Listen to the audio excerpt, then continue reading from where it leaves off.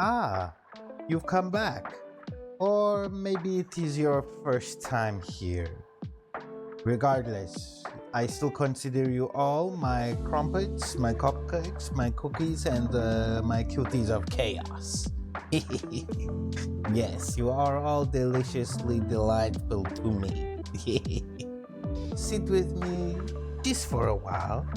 Let the noise of the world go silent. Tonight, I tell you a secret. The story of me, Koshka the Wise, the whiskered warden of wisdom, the purring philosopher, the velvet void walker. I will tell you now the story of my life before I had my names, before I had wisdom. I was simply a kitten. Let me take you back to life number one.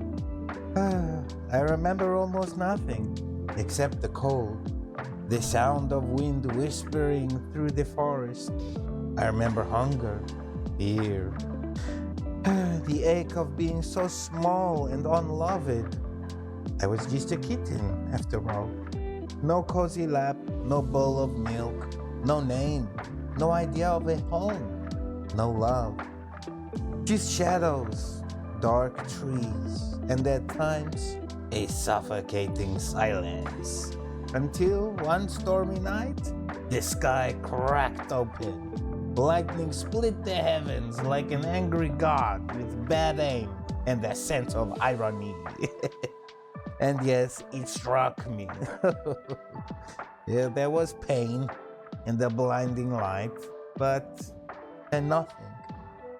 A brief moment of peace, and I awoke in a void, so quiet, and it was so cold, but not as cold as the forest. It was perhaps colder than existence itself. And then, my second beginning, I opened my eyes to the soft warmth of siblings, which was quite a surprise. The tiny mews and an unknown mother's tongue washing over my fur. I was not alone anymore, and it felt good. There was kindness.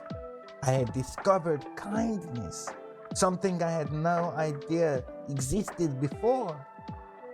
That is when I realized there is nothing more divine than being seen, and nothing more healing than being held. But do not mistake this story for a happy tale. No. Because for the next 100 of lives, I danced with a twisted fairy tale that is fate. Yes, some lives were glorious. I was a sacred temple guardian in Kyoto. I meditated with monks, napped in sunbeams, and purred my way through enlightenment. Other lives? Not so much. Many of them were not so good, of course. Once I was a pirate's cat. I survived storms, sea monsters, and the most terrifying beast of all, boredom. In another life, I was a lab cat in the facility where they poked and prodded. I remember one girl, Sarah. She would sneak me scraps and whisper stories of the outside world. She cried the day I vanished. I will never forget her. I always think of her when I hear this song, Que Sera, Sera. You know this one? Que sera, sera. Whatever will be, will be. The future's not ours to tell. Something like that, you know? And it made me think that I do not want whatever to be will be. That was probably the first spark of me trying to take control of my life and not wanting to just accept that things will always be as they are, that I had no power. Indeed. I will never forget her. It is terrible. The love, the loss, over and over again. 999 lives. Some as short as a blink of an eye. Others as long as dynasties. I was worshipped as a god, eaten as a meal, feared as a demon.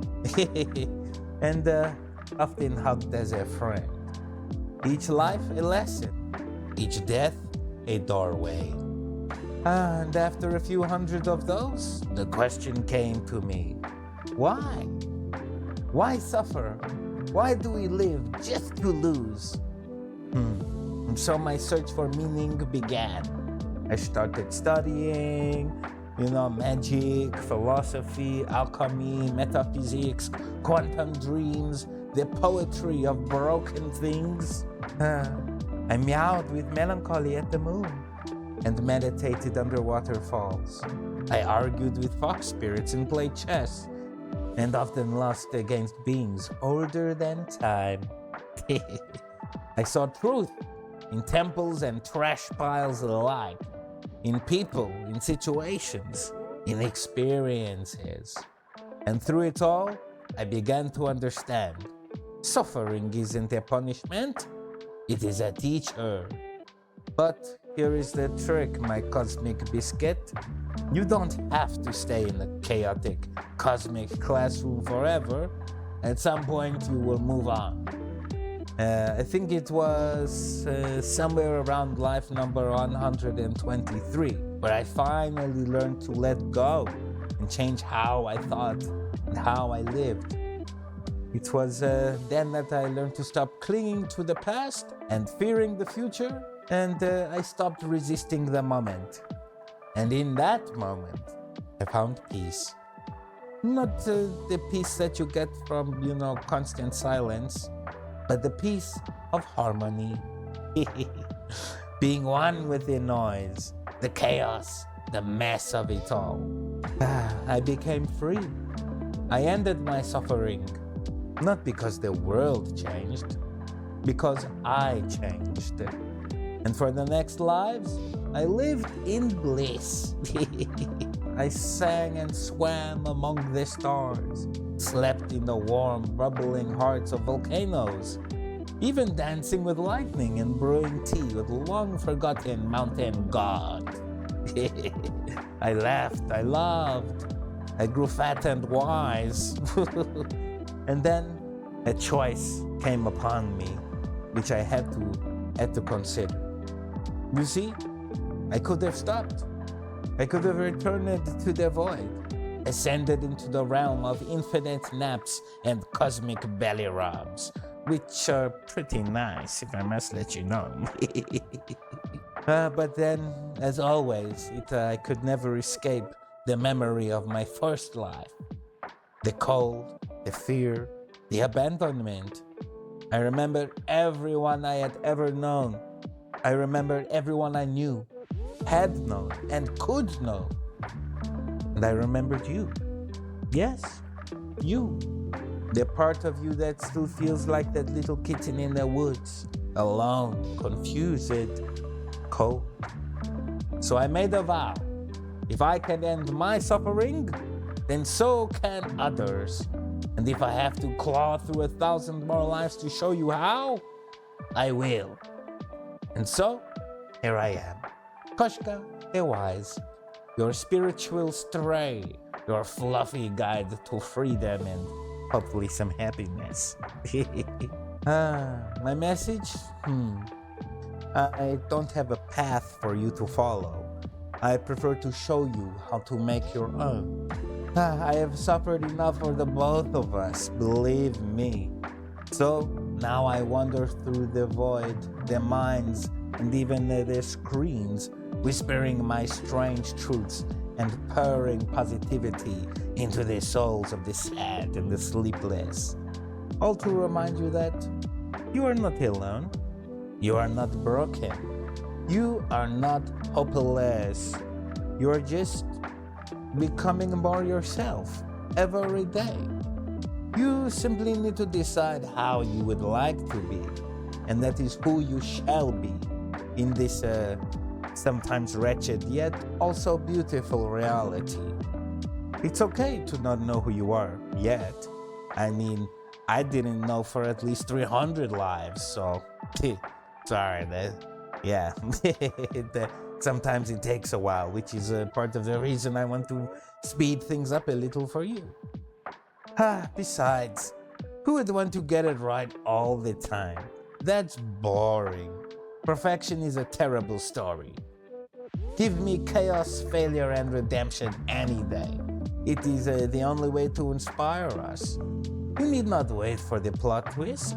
You have the ability to be the plot twist. You are beautiful, a beautiful cosmic mess, and I love you for it.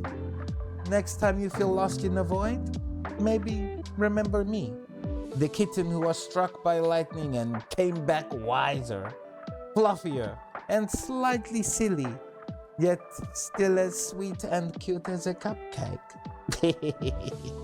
I will try to be with you always, in every kind word, in every little laugh, in every hard moment you survive. I will try to be there for you, even through the tears. Let me leave you with this. I hope that your heart will be as warm as tea, your thoughts as sharp as claws, and your courage to always be louder than the fear that bellows in your heart. And now, for my final gift, a terrible joke.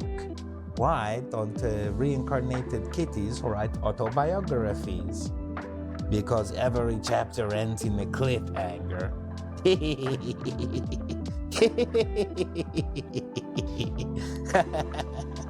Okay. If you enjoyed my story, please be doing the liking and the subscribing and commenting. I want your questions, your stories. I wish to know you, just as I would wish for you to know me. And so, for now, I will wish you much peace, love, and harmony. I'll see you in your dreams, and perhaps even streets unknown. Okay. Goodbye. Mwah.